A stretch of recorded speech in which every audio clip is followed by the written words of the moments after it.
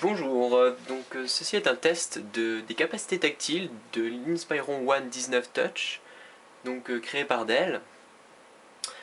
C'est un ordinateur tout en un de 19 pouces qui possède un écran tactile. Euh, Qu'est-ce qu'un écran tactile peut concrètement apporter dans l'usage d'un ordinateur?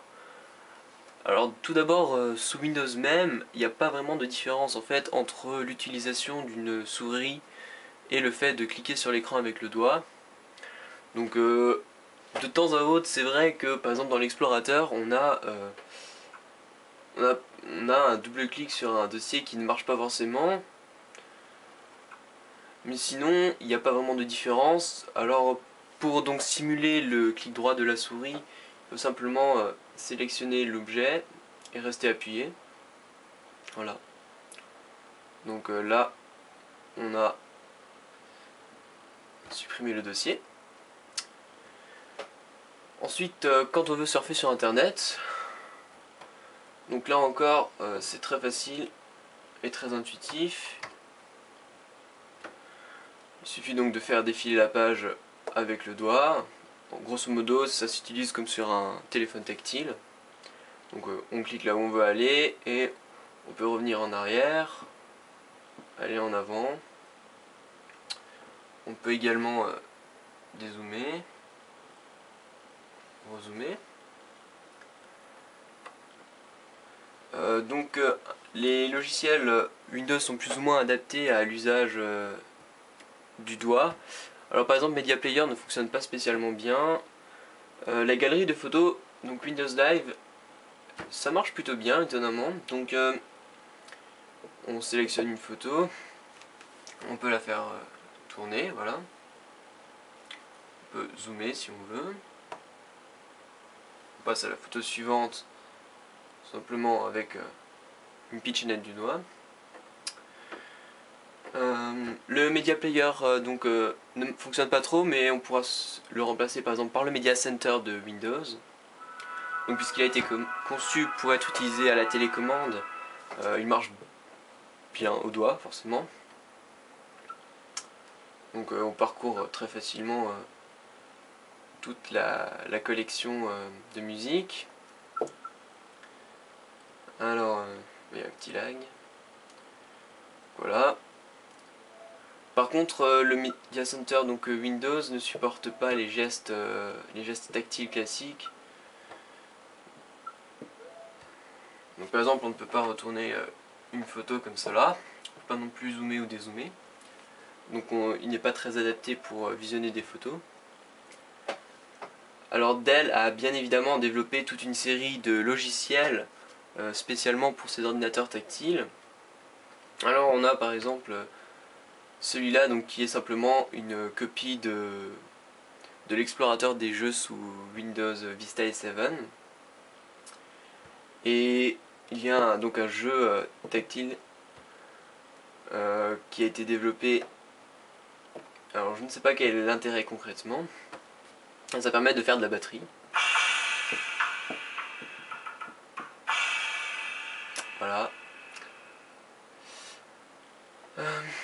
Ensuite, on a un logiciel fait par Dell pour lire la musique. Alors, on parcourt très facilement toute la discographie que l'on possède.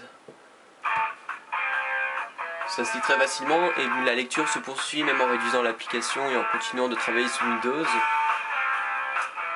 Donc c'est plutôt pratique. On a également une autre application qui permet de gérer toutes les images. Donc un peu plus efficacement puisque le Media Center, puisqu'on peut retourner les photos.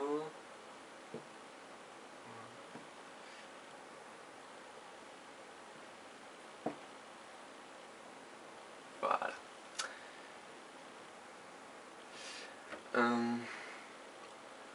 On a encore une application qui permet de lire des vidéos. Donc grosso modo c'est la même façon de fonctionner que n'importe quel media player.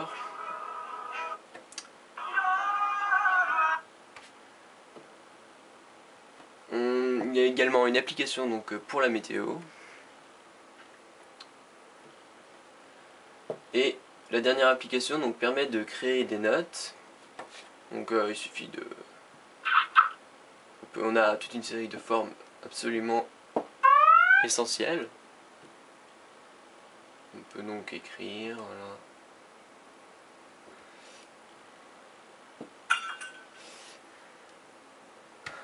Donc une fois que la note est créée ici, donc elle apparaîtra également dans la version miniature du logiciel sous Windows. Et il est possible de la supprimer en la mettant à la poubelle. Enfin, il y a encore quelques logiciels créés donc, par Microsoft qui sont compatibles au tactile. Donc notamment Surface Globe. Alors Surface Globe, c'est grosso modo un Google Earth à la sauce Microsoft, est prévu donc pour les surfaces tactiles.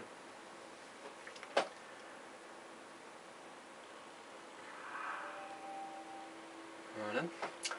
Donc encore une fois, on parcourt la Terre juste en utilisant les doigts. Ça marche plutôt bien.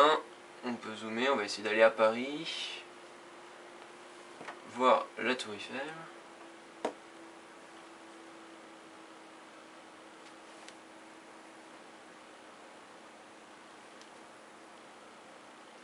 Voilà. Donc on peut également évidemment rechercher une adresse.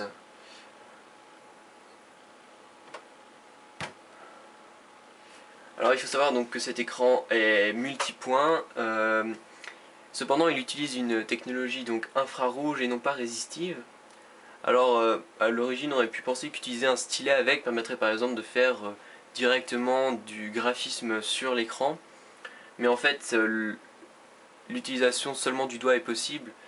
Et le doigt n'est évidemment pas assez précis pour faire un quelconque travail de retouche d'image. Voilà, c'était donc une démonstration des capacités tactiles de l'Inspiron One Touch 19 de Dell pour lesdeliens.com par Linksy.